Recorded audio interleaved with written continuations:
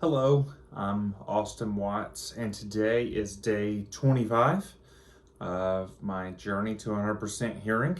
It is mid-December, and I had cochlear implant surgery on my right ear back in early November. And I'm on the path to recovery, and today we're going to go over a couple of quick things and keep it moving. Day 25. I got home real late or something. What did I do? Anyways, I was scared the battery was gonna die because the night before, Saturday night, I guess, yeah, I went out and met with some friends and met up with some people. And when I got home, I didn't charge my battery. I just took it off and went to bed, which is the first time I had ever done that. So the next day, I just took the battery I had, and it was an opportunity that I was scared I was going to run out of battery. And that didn't happen. So backup batteries are awesome, and I think they hold their charge. I don't have enough time. Like, I'm only 25 days into charging something, so I've not seen full battery life on one and then full battery life on a second. So I only have two batteries right now. So one stays charged all the time. And you can see this has a little bit of green color here, but I'll bring it up to camera here. So this is a Y. So a battery goes here, and this is my second battery here, and this is just a simple connection piece. So this is the Cochlear Americas charging thing, and then to use it, you just twist. So that twist is ever so slight, and then you let it out. So if you'll notice, there are some components in there that are kind of interesting. There's some arrows and directional. And if you look super duper closely, or if you're experienced like I now am, there are children's locks on the batteries. So obviously kids with hearing problems have no care and concern for hearing. So they just pull their hearing aids out all the time, or they undo the batteries, or they throw them or something. They lose them. And so having a way to keep the battery onto the device is very important. And there is a tiny little switch on the back of my device that can lock the battery into the hearing aid, and you can keep a kid from getting something. Second thing, which is kind of cool, I'm going to try it out tomorrow. This is a clip to my hearing aid. It slips over the ear. There is a tiny little oval part that goes over the ear and then clips onto a shirt. So I'm going to try wearing this tomorrow with my hearing aid and my helmet at work and see what happens. I still have not done an unboxing video of that guy right there, but you've now seen two things: a charger and a clip to keep the device on. So that's fun. The case that I have is really ginormous.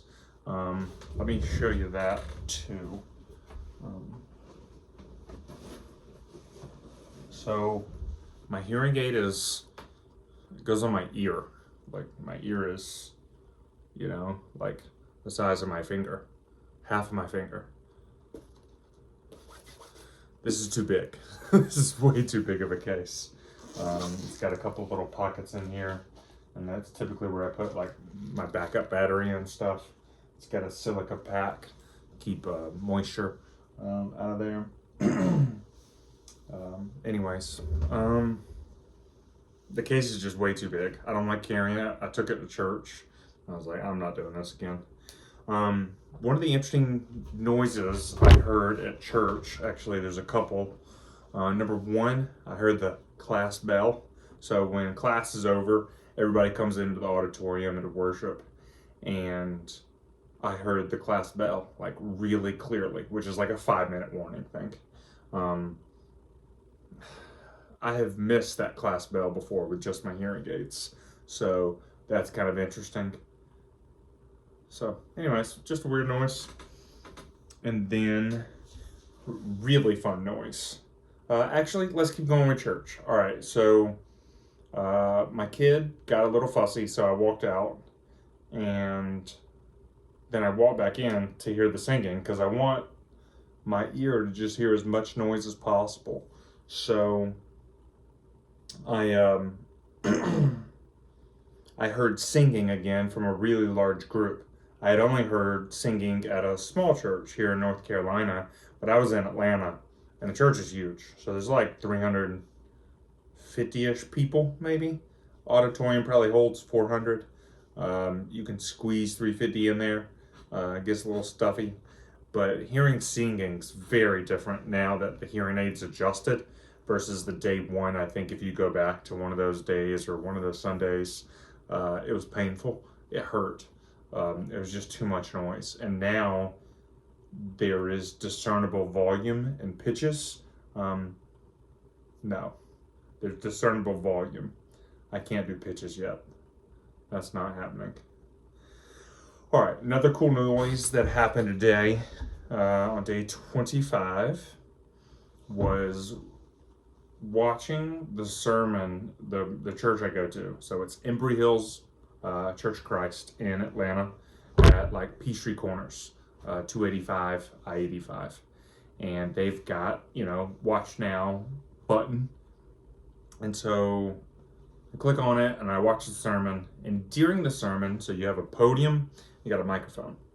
And the speaker walked away from the microphone, turned to look at his presentation, and did a laser pointer thing that people could see exactly who and what he was talking about. And I heard him away from the mic talking about his presentation, which is just like, never would I imagine I'm hearing that. Crystal clear audio, the hearing aid's picking it up, and it's like almost feels like it's amplifying sound. And that's crazy. He's not even at the microphone. He's 5 to 10 to 12 feet away. He's talking, right? Like he's an orator, right? So there's a projection that he has that most preachers do. But I heard him away from the microphone, which is just crazy. Anyways, I'm having a lot of fun making videos. Thank you for watching. This is day 25 rehab with my cochlear implant turned on. Stick around. Journey to 100% continues tomorrow.